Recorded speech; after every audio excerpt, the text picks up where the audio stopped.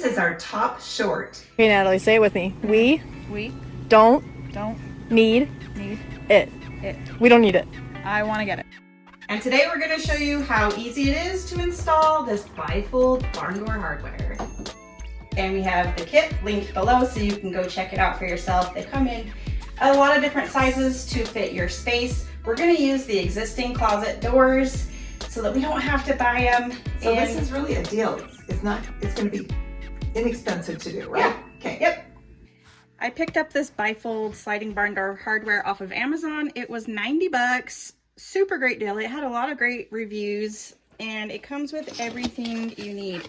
I was shocked that it came in a box this compact because this is going to expand across the whole closet door, but it's kind of cool the way it is because this is the rail that runs above the closet door and it has little hooks right there. So there's 3 pieces in here and they will all hook together to make the long rail. Okay, we did bring in a piece of wood that just gave us a little bit something more solid to hammer into. So all you need to do is line up each section of the rail and secure it all together with the included little grommet pieces. You'll place a piece of wood on top of the grommet and then hammer it into place. The wood is going to protect the rail from any scratches or other damage.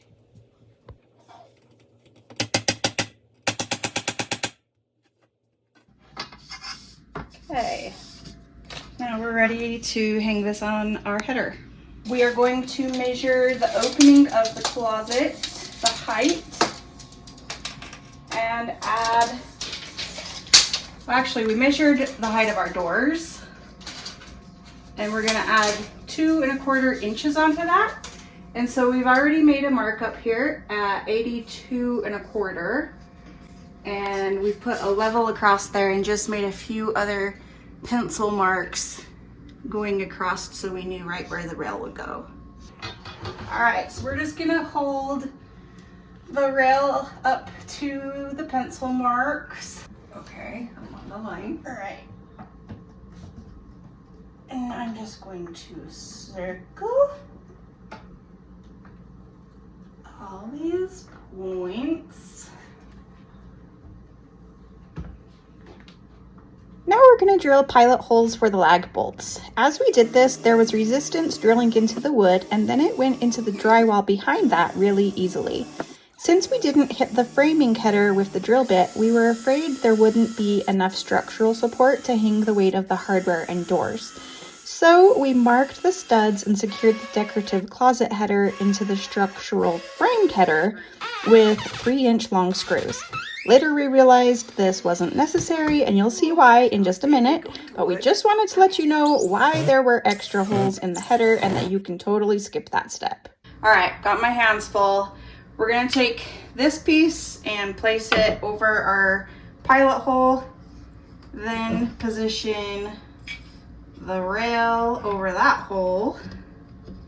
And then we're gonna take our lag bolt with washer and stick it through all of those and then snug everything up.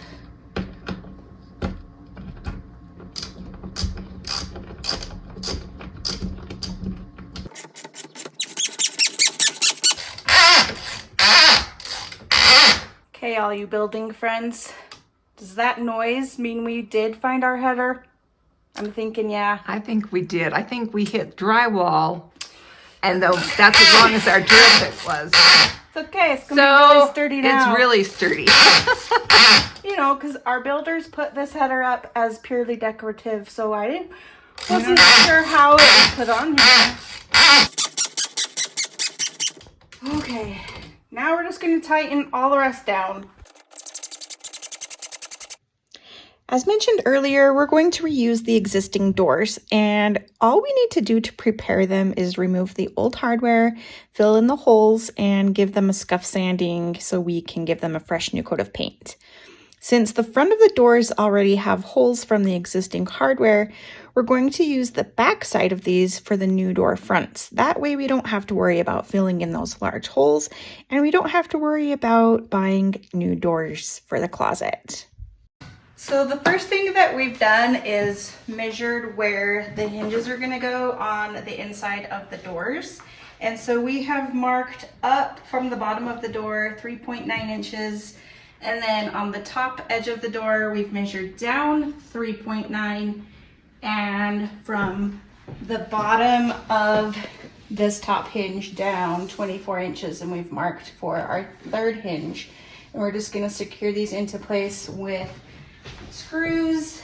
The screws that came with it are a little bit too long and will poke through the door. So we're just using some screws we have on hand, and we're using this little clip, Bulldog clip, as a spacer to keep our doors apart just a little bit while we secure these into place.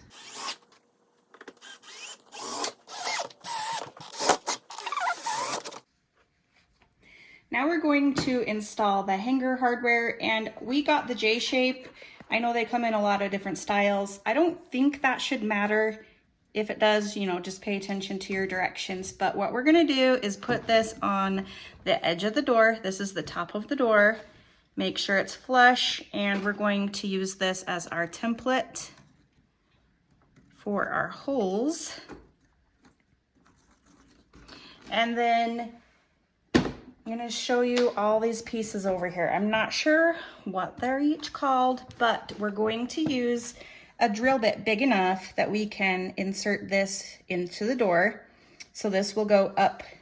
Maybe it's easier to explain on the edge of the door. We'll insert it up through the door, and then this will it will screw in all the way, and then you'll have your washer and this cap on top.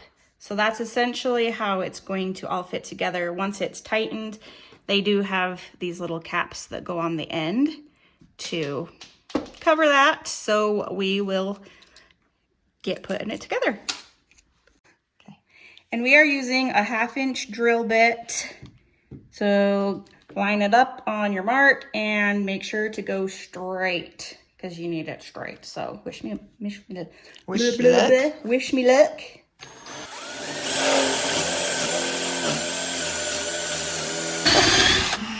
Okay. I should get a vacuum. That made a mess. I know.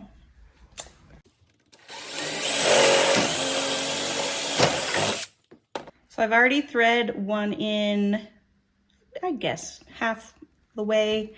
I'm gonna put it through the hole from the back side. Then put our washer on, and what is this, a nut? A nut. Yes, It is a nut.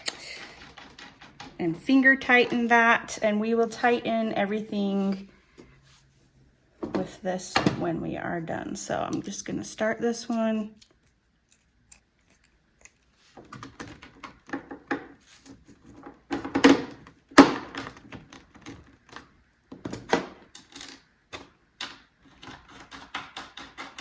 Now we'll just make sure they're nice and tight.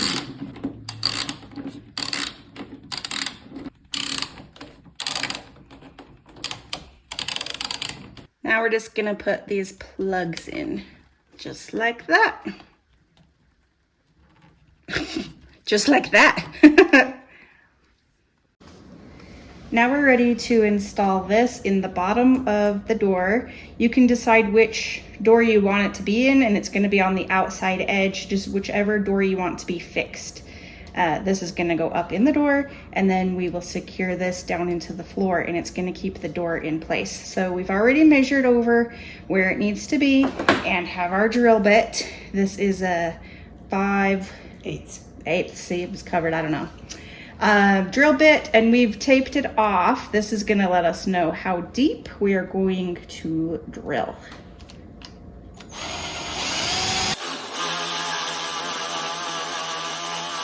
All right, that is perfect.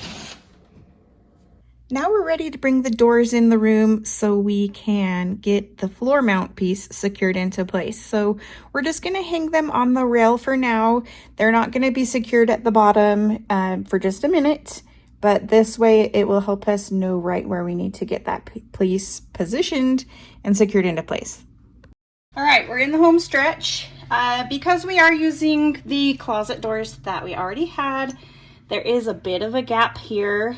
So we had to improvise a little bit. We cut a piece of scrap wood, spray painted it black so it was the same size, and already pre-drilled our holes. So now we have to secure this into the floor and then insert this up into the door. So we have centered our doors. The doors are hanging nice and plumb, and then I've put a level here to the side of the door so that I can actually move my door out of the way and secure this into the floor.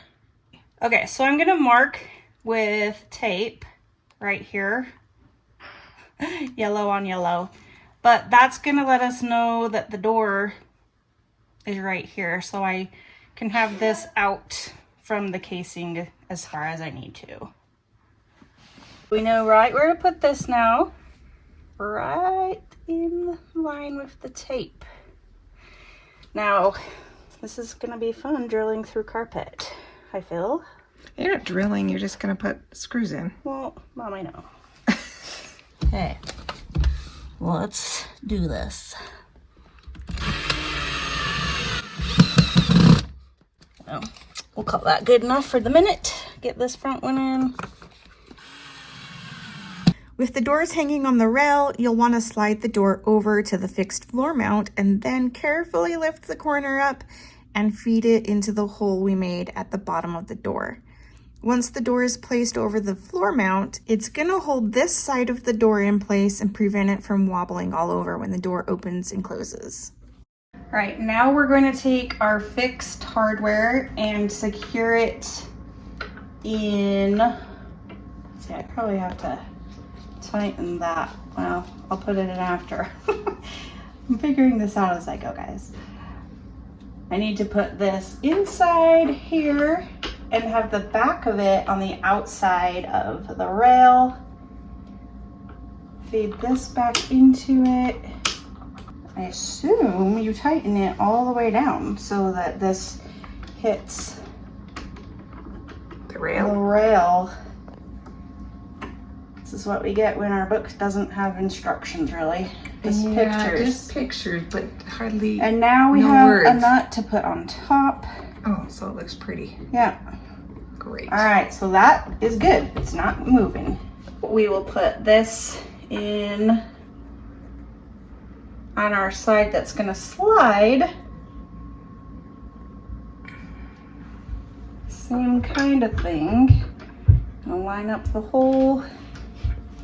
And this one isn't as long because it needs to be able to slide, so it's not supposed to touch the rail. I think more than anything, it just caps it off and makes it look pretty. But now I will step down and we can move the door. The last thing we need to do is install a new handle. We're using the same one we used in the bathroom makeover downstairs. I love the clean modern look, the square lines, and there was a little debate over where to put the handle. It's pictured on the outer edge of the door like we're doing here in the instruction manual, but on the doors in the Parade of Homes where we first saw these, it's installed in the middle where the doors hinge outward. Honestly, I think it's just personal preference. As long as the door functions properly, it's probably not a big deal. All right, this is so much better than the sliding doors because you could only see half of the closet at a time. So I just love how this opens. So easy. And now you can see everything all at the same time. And I just feel like it's much better use of space.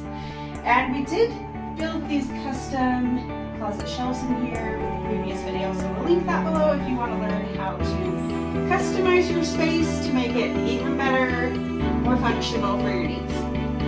If you found this video helpful, give it a thumbs up and share it with someone else who'd enjoy it.